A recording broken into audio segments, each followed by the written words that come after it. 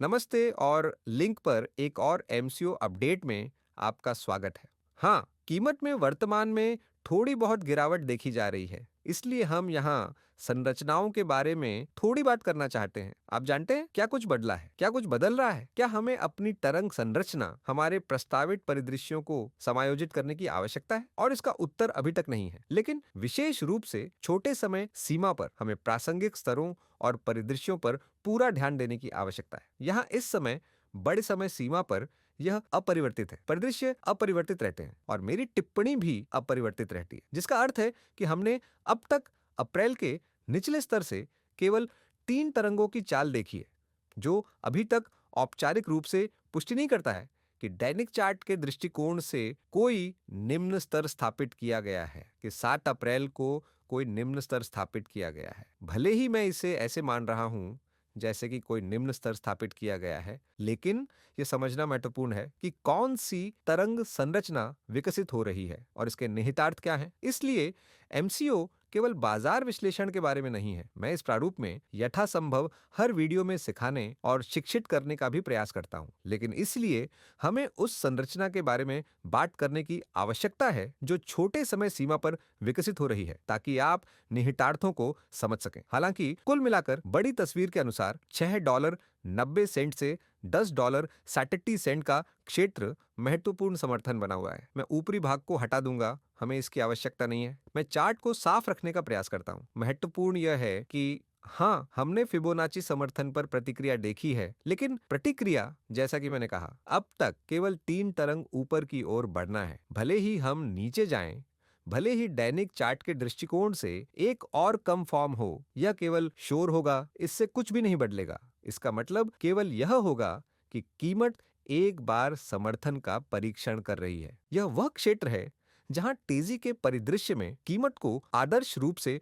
प्रतिक्रिया करनी चाहिए, जिसका अर्थ है $6.90 और $10.70 के बीच। जैसा कि आप स्पष्ट रूप से देख सकते हैं कि अब तक हम समर्थन से दूर जा रहे हैं, लेकिन इतनी दूर तक नहीं बढ़े हैं कि वास्तव में पुष्टि हो सके कि अगला कदम शुरू हो गया है, और साथ ही हम मार्च के अंत से स्विंग हाई से ऊपर भी नहीं टूटे हैं। यह महत्वपूर्ण होगा, जो कि 27 मार्च को लगभग $16 पर बना था। अब मुझे लगता है कि आइए हम छोटी समय सीमा पर एक नजर डालें, और ऐसा करने से पहले बस आपको जल्दी से याद दिलाना चाहते हैं कि अगर हम वास्तव में इस अपसाइड संरचना को पूरा करते हैं तो हम $47 से अधिक के लक्ष्य के बारे में बात करते हैं, और हमें इस वेव 1 को पूरा करने की आवश्यकता है, जो कि एक 5 वेव मूव होना चाहिए। तो चलिए लिंक के लिए छोटी समय सीमा पर भी नजर डालते हैं, और आप साफ तौर पर देख सकते हैं कि छोटी समय सीमा पर हम फिबोनाची समर्थन का परीक्षण कर रहे हैं। अभी तक कोई प्रतिक्रिया नहीं हुई है, कम से कम कुछ भी ध्यान देने योग्य नहीं है, और विचार यह है कि हम इस समय सर्कल वेव 1 में ऊपर की ओर बढ़ रहे हैं, और सर्कल वेव 1 को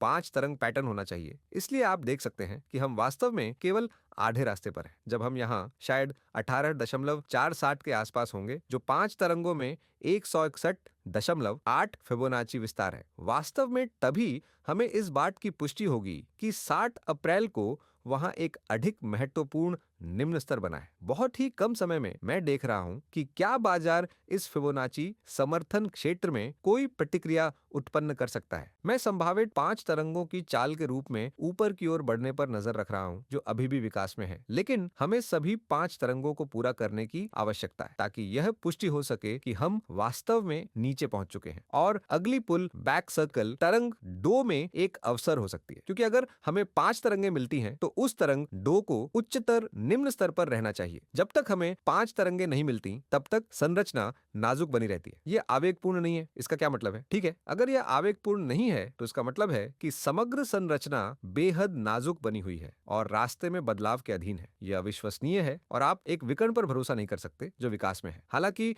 हम अभी भी प्रासंगिक स्तरों को ट्रैक कर सकते हैं, और हमारे पास 12.58 और 13.92 के बीच के क्षेत्र में समर्थन है, और फिर संभवतः 12.92 के आसपास के क्षेत्र में अतिरिक्त संरचनात्मक समर्थन है। मुझे आश्चर्य नहीं होगा अगर हम 12.90 पर पिछले स्विंग लो का परीक्षण करें, शायद थोड़े समय के लिए उससे नीचे भी टूट जाए और फिर ठीक हो जाए। इसलिए जब तक पुलबैक 3 तरंगों की चाल बना रहता है और जब तक हम 12.58 से ऊपर बने रहते हैं, मैं सफेद परिदृश्य पर ध्यान केंद्रित करना जारी रखता हूं। लेकिन ऐसा कहा जा रहा है कि हम इस बिंदु पर अभी तक स्थानीय निम्न की पुष्टि नहीं कर सकते हैं, लेकिन यह वह क्षेत्र है जहां से लहर सी से ऊपर की ओर आदर्श रूप से शुरू होनी चाहिए। लिंक पर यही अपडेट है। मुझे उम्मीद है कि आपको अपडेट पसंद आया होगा। अगर आपको पसंद आया तो कृपया लाइक बटन दबाएं, कमेंट और सब्सक्राइब करें। और अगर आपको वास्तव में सामग्री पसंद है तो कृपया चैनल सदस्यता देखें। बहुत बहुत धन्यवाद। अलविदा।